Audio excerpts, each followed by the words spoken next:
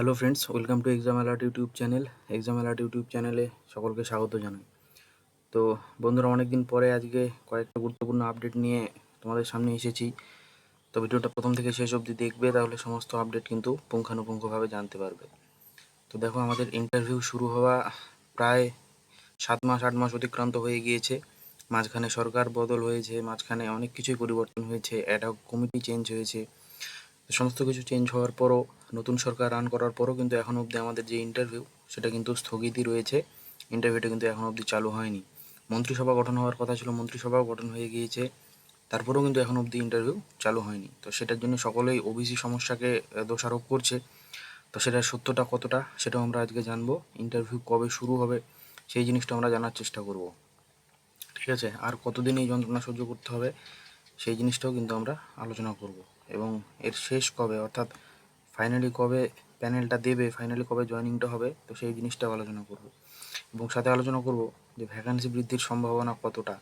দেখো, বারবার ভ্যাকান্সি বৃদ্ধির কথাটা কিন্তু উঠে আসছে।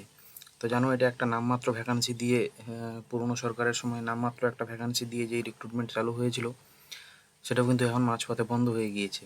তো সেই রিক্রুটমেন্টটা আবার কবে চালু হবে সেটার কিন্তু কোনো এখনও অবধি জানা যাচ্ছে না। তো সেই বিষয়টা নিয়ে আমরা আলোচনা করব। চলো, দেখো, ওবিসি সমস্যা আসলে কবে কাটবে। তো যাই দেখো, বর্তমানে যেই জিনিসটা হয়ে আসে, যে আগামী যে নিয়োগগুলো কী নিয়মে করা হবে এবং ওবিসি সংরক্ষণ নিয়ে আইনি সহায়তা, ঠিক আছে, এবং মতামত নেওয়ার জন্য সমস্ত ডিপার্টমেন্ট, পশ্চিমবঙ্গ সরকারের যে লিগ্যাল রিমেম্বারেন্স সেল আছে, সেই লিগ্যাল রিমেম্বারেন্স সেলে কিন্তু একটা চিঠি করেছে। ঠিক আছে, সমস্ত দপ্তরগুলোই সেখানে চিঠি করেছে যে আগামীতে আমরা কিভাবে নিয়োগটা করব, যে নিয়োগগুলো স্থগিত আছে সেই নিয়োগগুলো কিভাবে চালু করব। বিশেষ করে এই ওবিসি সংরক্ষণ এবং বিভিন্ন রোস্টার পরিবর্তন হওয়ার জন্য যেই সমস্যাগুলোর সম্মুখীন এখন বর্তমানে আমরা হয়েছি, তো সেটার জন্য কিন্তু যাতে ভবিষ্যতে কোনো কেস আর না হয়, সেই জন্যে সমস্ত ডিপার্টমেন্ট, যেই পশ্চিমবঙ্গ সরকারের লিগ্যাল রিমেম্বারেন্স সেল আছে, সেই রিমেম্বারেন্স সেলে কিন্তু সকলেই চিঠি করেছে। এবার বর্তমানে যে সমস্যাটা দাঁড়িয়েছে, চিঠি করা কিন্তু অনেক দিন হয়ে গিয়েছে, কিন্তু কোনো উত্তর এখনও অবধি পাওয়া যায়নি। কারণটা কি? কারণ দেখো, লিগ্যাল রিমেম্বারেন্স সেল, সেই সেলও কিন্তু একটা সঠিক জবাব দেওয়ার জন্য সুপ্রিম কোর্টের উত্তরের অপেক্ষায় বসে আছে। আর সুপ্রিম কোর্ট কী করেছে, সুপ্রিম কোর্টে কিন্তু 8ই জুলাই অবধি গ্রীষ্মকালীন ছুটি রয়েছে। সেটা কিন্তু মুখ্যমন্ত্রী নিজেই প্রেস কনফারেন্সে বলেছেন যে 8ই জুলাই অবধি গ্রীষ্মকালীন ছুটি আছে। তো সেই ছুটি শেষ না হওয়া অবধি কিন্তু সুপ্রিম কোর্টে এনারা সেই কেসটা তুলতে পারবে না। এনারা যে কেসটা ব্যাক করে নিয়েছে, তো সেই ক্ষেত্রে যে মতামত বা রায় সুপ্রিম কোর্ট দেবেন, সেটা কিন্তু এখনও দেওয়া হয়নি। আর সেই কারণেই যে লিগ্যাল রিমেম্বারেন্স সেল আছে, সেই সেলও কিন্তু কোনো সঠিক উত্তর দিতে পারছে না। এবং সেই ফলত হচ্ছে যে এই জিনিসটা সমস্যা, সেটা যে কোনো ডিপার্টমেন্টই কিন্তু কোনো রিক্রুটমেন্ট প্রসেস বর্তমানে চালু করতে পারছে না, কারণ এখনও রিমেম্বারেন্স সেল কোনো চিঠি দেয়নি। তো আশা করা যাক যে 8 তারিখে যখন কোর্ট খুলবে, তারপর কিন্তু দ্রুত সেই সমস্যার সমাধান হবে এবং ওবিসি সমস্যাটা কাটবে। ঠিক আছে, তো এই ছিল ওবিসির আপডেটটা। এবার দেখো, ইন্টারভিউ কবে শুরু হবে, এখন অবধি কিন্তু সেটা বলা যাচ্ছে না যে ইন্টারভিউ কবে শুরু হবে।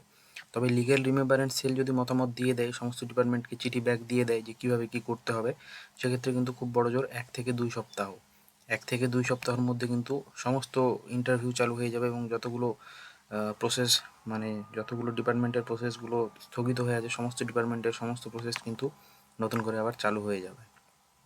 ঠিক আছে, তো সকলের চোখ কিন্তু সেই 8 তারিখে কোর্ট খোলার পরে আছে, যেখানে লিগ্যাল রিমেম্বারেন্স সেল তার মতামত জানাবে।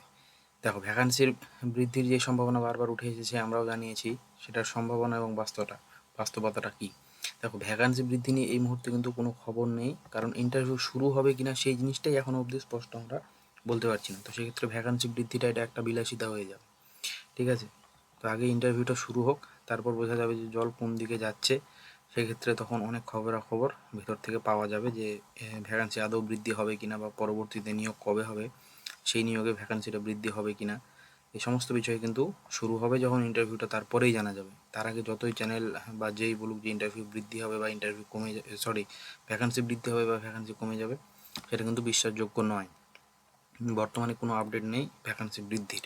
ঠিক আছে, তো অনেক খবরের চ্যানেল, অনেক খবরের কাগজে দেখা যাচ্ছে যে তারা বলছে ভ্যাকান্সি 20,000 বৃদ্ধি হবে, ভ্যাকান্সি 5,000 বৃদ্ধি হবে।